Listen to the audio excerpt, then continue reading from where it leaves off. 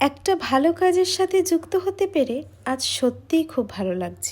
Hey hello everyone, আমি পিঙ্কি। তো গত রবিবার আমাদের ছোট্ট সোনামণির 5 বছর পূর্ণ হওয়ায় মামারা ঠিক করে কিছু দুস্থ ঘরের বাচ্চাদের মুখে একবেলার জন্য হলেও একটু খাবার তুলে দেবে। তাই আমরা বেরিয়ে পড়েছিলাম।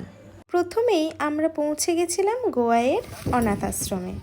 সেখানে সব বাচ্চাদের জন্য খাবার দেওয়ার পর আমরা যাচ্ছিলাম সূর্যর উদ্দেশ্যে। সেখানে পৌঁছে এই বোনগুলোকে সবাইকে ডেকে নিয়ে আসতে বলা হয়। তারপর একে একে সবার হাতে খাবার তুলে দেওয়ার পর তাদের মুখের হাসি দেখে সত্যিই মনটা খুব ভালো লাগছিল।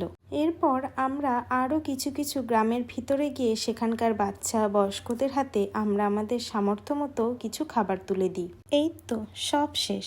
তারপরেই না শুরু হয়ে গেছিল বৃষ্টি।